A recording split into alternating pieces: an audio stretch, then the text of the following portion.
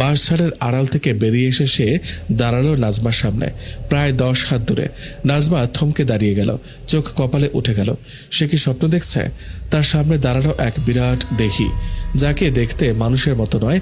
তার গায়ে জড়ানো অফ হোয়াইট ছেঁড়া কাফন বাতাসে উঠছে, তার লম্বা ঢেউ খেলানো চুল, আর চোখ দুটোতে আলো জ্বলছে।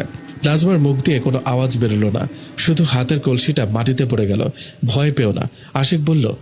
তার কণ্ঠস্বর ছিল গভীর কিন্তু মিষ্টি, যেন দূরের মেঘের গর্জন আর কাছের নদীর কলতানে মিশেল। আমি তোমার কোনো ক্ষতি করব না, নাজমা কাঁপা কাঁপা গলায় বলল। কে আপনি? কেন এখানে?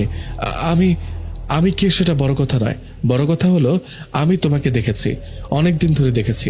তোমার হাঁটা, তোমার ওঠা বসা, তোমার নামাজ পড়ার সব কিছু। আর আমি নিজেকে আর সামলাতে পারছি না। নাজমা ভয় আর বিস্ময় হতবাক। সে একজন জিনের কথা শুনেছে কিন্তু বিশ্বাস করেনি। আজ নিজের চোখে দেখছে। সে বলল, আপনি জিন? হ্যাঁ, কিন্তু আমি সেই খারাপ জিন নই। আমি ইমানদার, আল্লাহর উপর বিশ্বাস রাখি, তোমাদের নবীকেও মানি। শুধু তোমাদের পৃথিবী আর আমাদের পৃথিবী আলাদা, কিন্তু ভালোবাসার পৃথিবী কি আলাদা হয়? ভালোবাসা শব্দটা কানে আসতে নাজমার বুকের ভেতরটা কেউ যেন ধাক্কা দিল। এত সুন্দর, এত ভয়ঙ্কর এক প্রাণী ভালোবাসার কথা বলছে তাকে। সে কি উত্তর দেবে বুঝতে পারছে না, শুধু দাঁড়িয়ে রইল পাথরের মূর্তির মতো। তখন সন্ধ্যা ঘনিয়ে এলো, আকাশে তারা ফুটতে শুরু করেছে। দূরে সরিষা ক্ষেত থেকে ভেসে আসছে মিষ্টি গন্ধ, বাঁশঝাড়ের পাতায় শনশন শব্দ হচ্ছে। আশিক আবার বলল, আমার নাম জিব্রিল, কিন্তু সবাই আমাকে আশিক বলে ডাকে, কারণ আমি একবার প্রেম করেছিলাম। হ্যাঁ, আমাদের জিন রাজ্যেও প্রেম হয়, কিন্তু সেই প্রেম ব্যর্থ হয়েছিল।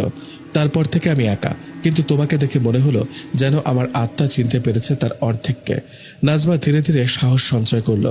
সে বলল, আমি একজন সাধারণ মেয়ে, আমি আল্লাহর বান্দি, আমি পর্দা করি, নামাজ পড়ি। আমার জন্য এমন এমন সম্পর্ক হালাল না। আপনি চলে যান প্লিজ। আশিকের চোখে গভীর বেদনা ফুটে উঠল। সে বলল, আমি তোমার পর্দার মর্যাদা দিই, আমি তোমার ইমানের কদর করি। আমি কি দূর থেকে দেখতে পারি? তোমার ক্ষতি করব না, শুধু দেখব। তোমার ইজ্জতের ওপর আঙুলও তুলব না, শুধু তোমার অস্তিত্ব আমায় বাঁচিয়ে রাখুক। এমন সময় দূরে রাশেদের ডাক শোনা গেল। আপা, আপা, কই গেলেন? নাজমা চমকে উঠল, পেছনে তাকিয়ে দেখলো রাশেদ তাদের বাড়ির দরজায় দাঁড়িয়ে। সে আবার ঘাড় ফিরিয়ে তাকাতে দেখলো আশিক জিন মিলিয়ে গেছে। কোথাও কেউ নেই, শুধু বাঁশঝাড়ের পাতা দুলছে আর শিমুল গাছের ডালপালা মাথা নেড়ে যেন কি বলছে। রাশেদ কাছে এসে জিজ্ঞেস করলো, আপা কার সাথে কথা বলছিলেন? নাজমা বলল, কেউ না রে, আমি পানি তুলছিলাম। কিন্তু তার মন বলছে এটা কেউ না নয়, এটা তার ভাগ্যের লিখন। এই আশিক জিনের সাথে তার সম্পর্কের শুরুটা হয়ে গেল আজ, কিন্তু শেষটা কোথায় গিয়ে দাঁড়াবে তা কি কেউ জানে? সেদিন রাতে নাজমা অনেকক্ষণ জেগে থেকে দোয়া করলো,